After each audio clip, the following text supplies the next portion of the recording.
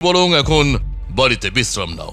কিন্তু এই প্রজেক্টটাই আমার একমাত্র স্বপ্ন দাদু।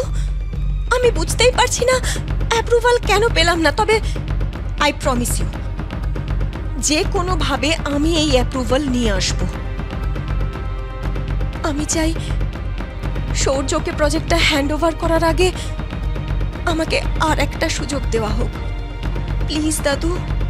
বেশ, কিন্তু এই অ্যাপ্রুভাল লেটার আমার আজই চাই। I hope I clear on that.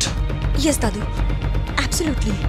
এই বলে দাদুর কেবিন থেকে বাইরে বেরিয়ে আসে রুষা আর অয়ন। সম্পর্কে সৌর্য আর রুষা খুড়তুতো ভাই বোন হলেও সৌর্য সবসময়ই চেষ্টা করত রুষাকে কোম্পানি থেকে বাদ দিয়ে দেওয়ার। রুষাকে সরিয়ে দিতে পারলেই সিংহ কনস্ট্রাকশন কোম্পানির ওয়ান অ্যান্ড অনলি মালিক হবে সৌর্য।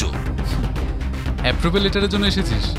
আর কোনো লাভ নেই সিস্টার, একটু আগেই অফিসার সরখেল বিক্রি হয়ে গিয়েছে।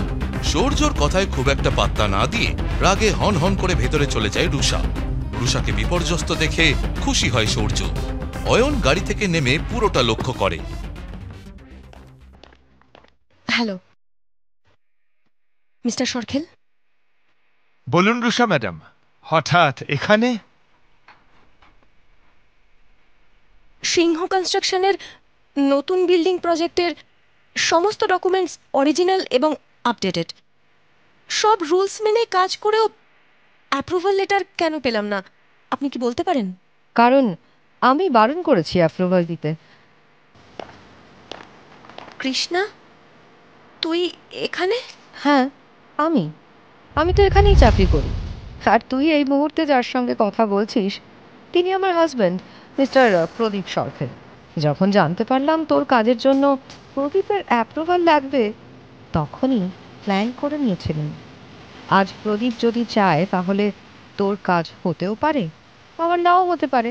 তোর তো অনেক টাকা রুষা, অন্য কাউকে দিয়ে করিয়ে নে। দেখ কৃষ্ণা, যা হয়েছে সবটাই আমার ভুল। প্লিজ যদি সম্ভব হয় সবটা ভুলে যা। না, পারবো না আমি ভুলতে। বিয়ের সব কথাবার্তা যেদিন পাকা হয়ে গেল, সেদিন তুই সব বন্ধুদের সামনে প্রদীপকে যেভাবে অপমান করেছিলি, আমি কিছুতেই ভুলতে পারবো না সেই মুহূর্ত।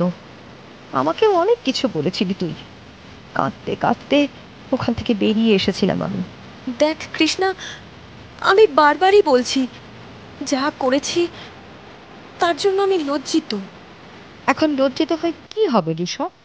ওই দিনের শাস্তি তুই আজ পাবি, অসম্মানের বদলে অসম্মান। মানে? মানে ও তো তোর বর, তাই না? ওকে দেখেই বোঝা যাচ্ছে প্রদীপের সামনে দাঁড়ানোর যোগ্যতা ওর নেই। আমি তো এও শুনেছি ও নাকি ঘর জামাই হয়ে থাকে। এবার কিন্তু তুই বাড়াবাড়ি করছিস। আমি তো এখনো কিছু শুরুই করিনি রুষা। আচ্ছা বেশ, অ্যাপ্রুভাল চাই তো তোর? তোর বরকে বল প্রদীপের কাছে হাত জোর করে অ্যাপ্রুভালের জন্য ভিক্ষে করতে।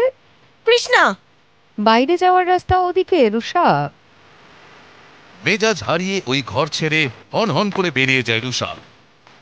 অয়ন কিছু একটা ভেবে ওখানেই দাঁড়িয়ে থাকে।